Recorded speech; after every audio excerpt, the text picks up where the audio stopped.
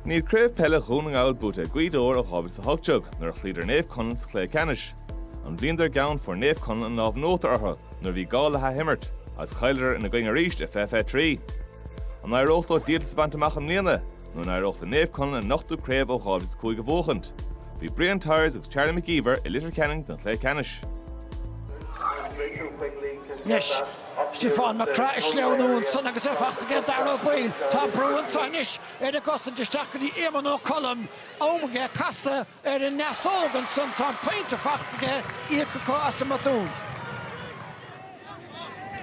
Kevin McGettigan, Siachún McDyer, deisian sa ar a gitóige tá sé sin printála agus tá McDyer leis treiscoráling a chéanchlathe. Níl órlach á chéile agus tá breis órlach géiltan san stachan sa deis leis Anthony Thompson cicéirice níl éon dát féin geann san má bhí áras á thuaig an éansan. Éon dát a Harabí dhearad an Scairseandraí finan mac gil a hóil agus neall dát ná gur just strácu síosa agus feicimiid an seagad ar se lastíad an chearnág táist an scahan sin tí sealis táis a cinnte neall dát a bíon ná gur cicéirice a gist.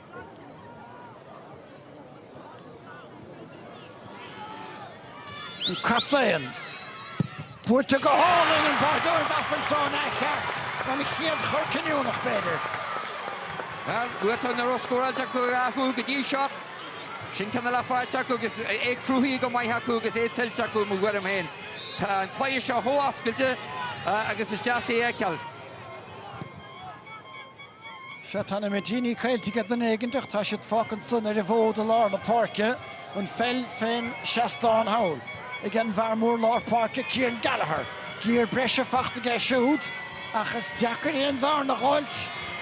McDyer, well, ilhe tríthe agus tá bheidís cailte tróna gan Brendan McDyer. Ja, sin 3.5 go dtí seo.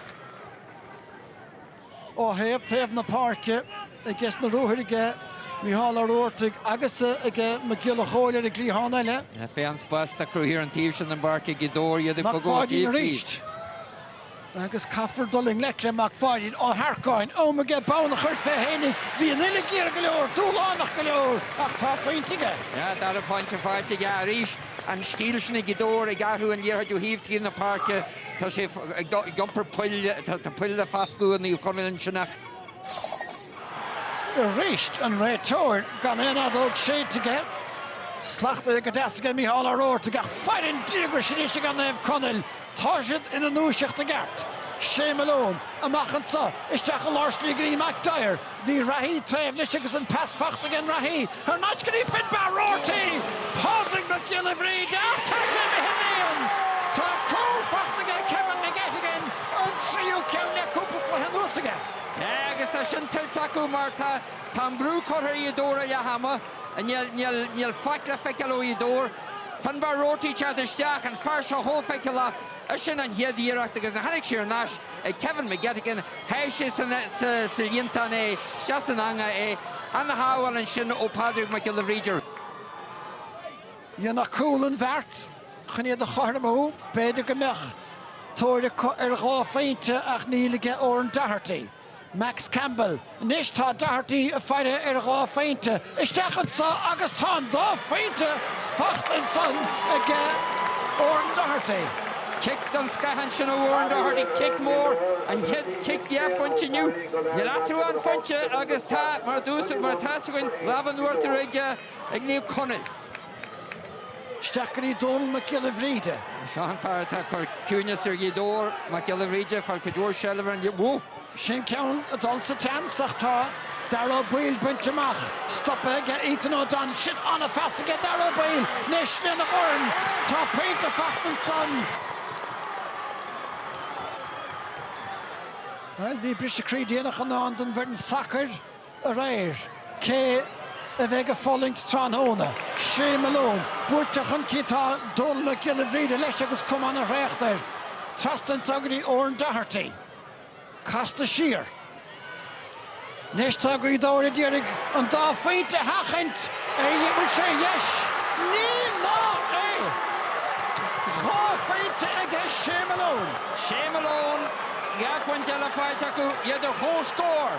Na deisina sin bhí gildóir cailteachú le 5 úminte nuas agus tá dair idir chó scór. Ethan O'Donnell. Tá seachtar hefeil in na parke agus beisi de géirí fuór mar a bheice an chaid. Steach go dtí Ciaran Gallagher réist agus Max agus tá sé dírt a réist again Max Campbell an tarna cúil sa bheachtas aige. Well, sinné go ddíireach tá sealamh omlan a dhéireide ag na Conaill hús an breise agus blach sé den náman sin an senador Brendan McDyer cunne Seliver an dhéireach gomlis go John O'Malley cunne Seliver an dhéireach Cluiche an nascail sin. Nár a bhéon únra dá líad ag gaidóir chun céineach tá plúcha má dianta trasar McClún. Nis Gary McFardy na córacha chanóige agus na cosa frisáirtige sé Malone. Siúgadí Gallagher a réist a túd fútha lecha chun talún ag Micheál O'Rourke bontáiste agus a bhfuil Max Campbell aire as cór agus paint inis aige.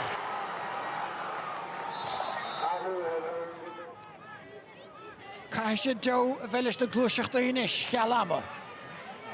Dar ó Peile, nis mar sin tá ábhar spáist amach an tá Cercaleoir ag Jardy agus an Council ag siúd bhfuil paint a facht aige tá go dain ag Jardy ó Tribún. Siúgadí Finbar Rorty. Luachfar á bhéiltan sonis. McClún, bontáiste facht aige ón réitúr. Agus tá sé an túd bhfuil bhí sé an túd le scór. Tá Finbar Rorty buint amach aige tá an paint a facht aige siúd. Is tóch an paint a cintóig an bua. Donald McGill Vride. Steachgadí Darrá Peile McGettigan a chimeádó choras ó Harcáin. Tá sé didirí sin sár scór ag Ethan ó Harcáin.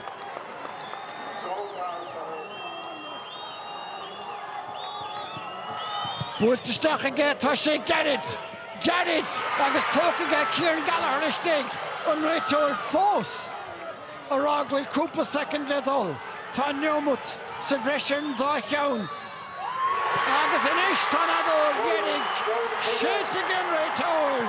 Tá an bheartaíonn aige Martin Regan agus i chliú úntach imimeóirí agus tá chun an dachtúra McGall buaite an 8ú bouta ag Naomh Conaill. Many times have I been guided. Tá sé mihinnaíonn! Tá cúil facht aige Kevin McGettigan. That's Naomh Conaill to the core. You know, I seen you thought it was over, the green flares were on, they're still on there, but we managed a way to fight back. Shane Malone, 2-pointer. Nis tá gaidóir dírig an dá faointe hachant bhfuil sé yes, níl ná é. Legs were gone, boys were tired, but we dug in there and we put a good shift in the last 5 minutes there. Steachgadí Ciaran Gallagher réist agus Max agus tá sé dírt a réist ag Max Campbell agus tá chun an dachtúra McGall buaite an 8ú bouta ag Naomh Conaill. You know, it's just, well, you can't explain that, like. I have no words, to be honest, just excitement, and it's what a day for the parish. The hard work never stopped, commitment never stopped, attitude never stopped, and the belief never went away either. Boys, you've got your just rewards today, so thanks for all the hard work all year.